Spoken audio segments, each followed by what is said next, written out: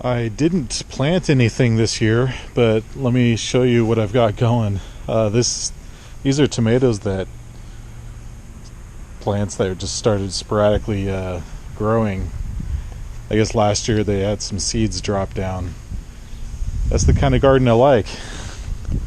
I just noticed it popping up, so I removed the stuff in the way and just let it grow. And I had some potatoes that were growing eyes, so I just cut them up and threw them in there. I wasn't really going to put much of an effort into a garden, but of course I got my trees going there. Then I got my random corn growing.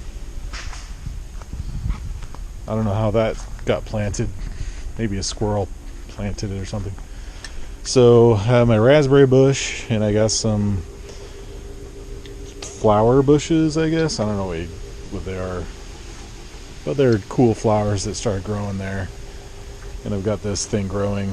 I don't know what it is. It might be a sucker from this crabapple tree, so may or may not be, but I'm gonna just let it grow, see what it is.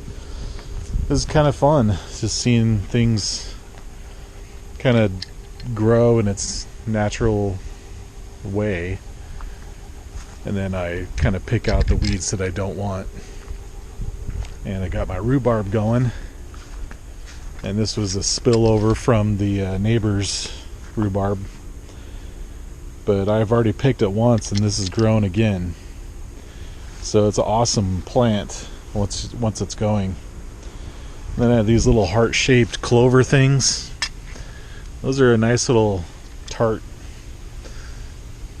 I've always eaten these since I was a kid. I just liked eating those things. Has a little tart taste to it. And my neighbor's yard, two of my neighbors, they've got so much growing in their yard. My neighbor over here wants to get rid of all of his grass and just grow stuff that he could use, or stuff that's nice to look at. And that's essentially what I want to do. So he's got trees going over there, and I just hate mowing lawns, and I have an opinion based off of an old roommate I had, a good friend of mine. He hates lawns too, and I think lawns are going to go out of style. I don't know how soon, but eventually they are going away, at least most of them. So basically what he does, he just kind of rips up the grass, and he lets it grow and see what comes up. And when he did that with his parents' yard, he had some old raspberry bushes that were just sitting there stagnant, waiting to grow. Just needed to remove what was choking it. So that's essentially what I'm doing. And if there's any useful plants that seed kind of float into my yard, I'm utilizing my area that a car used to sit. I'm just letting that go and seeing what grows out of it, and just pick out what I don't want. So that's the kind of concept I'm going here. It's going to take time, obviously, but I love the idea of just kind of a passive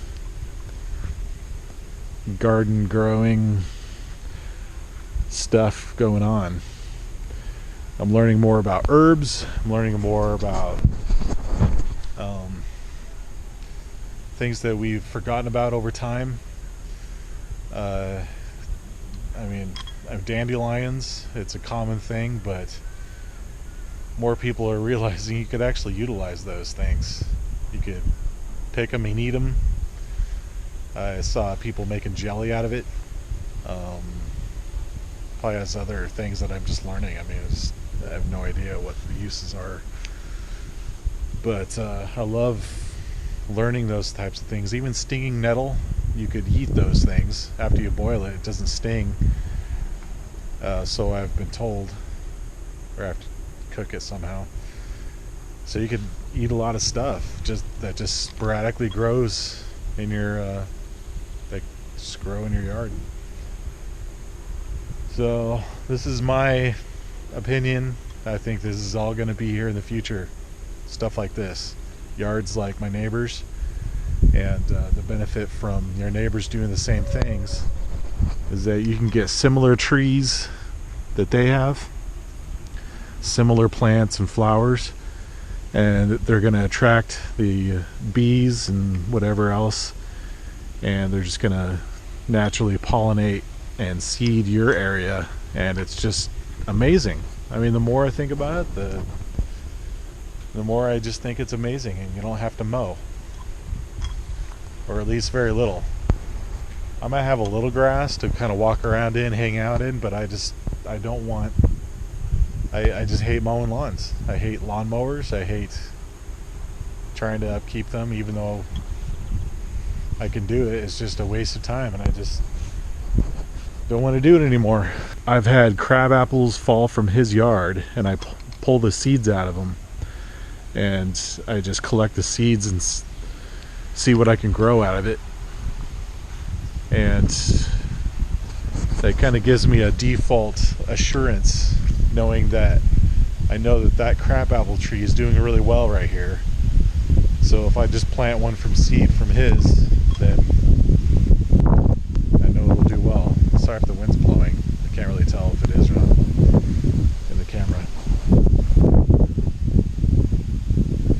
But that's the idea. And then I've got this big old I think a walnut tree here, and I started seeing walnuts.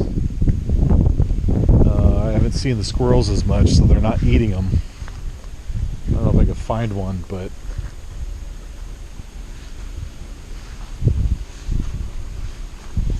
yeah, I started seeing walnuts on the ground and up in the tree.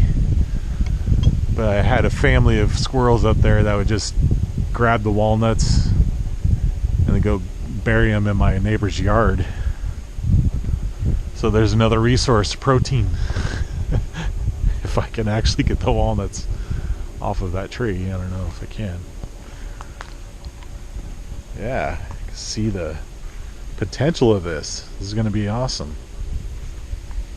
Can't wait to see what that's going to be. It's probably just going to be some feed corn or something. I don't know. But it's still exciting to see what comes out of that.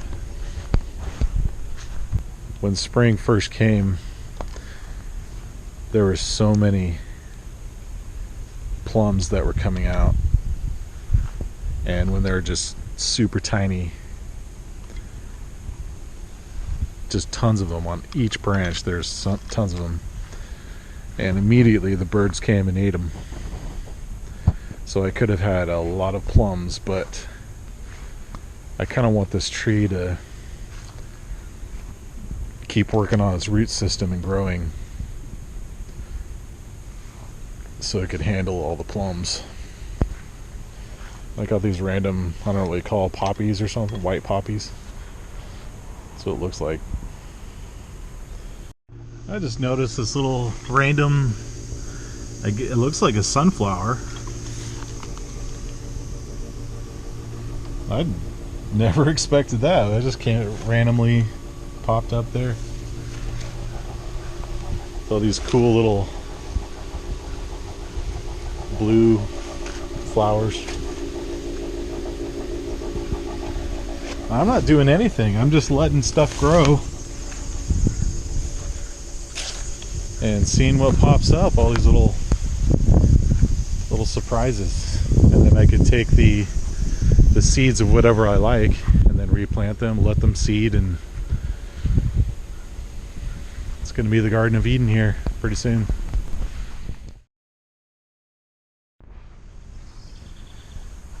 So after my friend that I was talking about, after he ripped up the lawn from his parents' house to plant a garden, he essentially just let the birds, you know, they poop and deposit seeds or whatever, and things that were under the ground waiting to come up were just coming up naturally. After he told me that, I was just comparing it symbolically to our lives, it's not very difficult to let something grow and thrive. You just have to get out of the way and remove whatever is choking it. So I compare it to today's society in our world, is that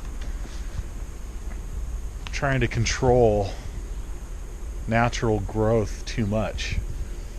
And it's kind of like grass. You know, it all looks the same. When it grows too tall, you cut it off. It chokes out any uniqueness that may grow. Things that are talents, you know, I'm comparing it to people, I guess. So people have a natural talent they really want to grow, and all over the world, and we kind of get this cut and dry, you know, kind of a general system. You got to stay equal with everybody else, you know. But this type of equal, the type of that God loves, is the uniqueness of each individual, that they grow and thrive, and they're their own uniqueness, and you can't duplicate that. And you just let it grow, and you just have to get out of the way. Provide the environment that it would take for stuff like this to grow, and that a lot of people can't trust that'll happen. And that's what I think is in human nature, and the human divine nature is all within inside of us. You have artists, you have bakers, you have musicians, you have scientists, you have geologists, you have builders, creators, inventors, people of all types that are being choked by our current system, and everybody's just got to get a 9-to-5 job. If you grow too much, you have to be cut down. Your talent has to be cut down. We only utilize 1 or 2 talents at our jobs. We feel choked, we feel hindered. You feel the comparison there? You don't have to have everybody the same and then cut them off to make sure everybody's equal. I think we're dying to reach our potential and be who we are. If you're a lawnmower for a profession, just start looking at a new job. Start reinventing ourselves. Really dig into what your true talents are. Oh, I found it. Walnut. It's been confirmed I do have a walnut tree. Yep. Maybe they'll just fall out of the tree and I'll just pick them up. I'm excited about that. There's tons of them up there.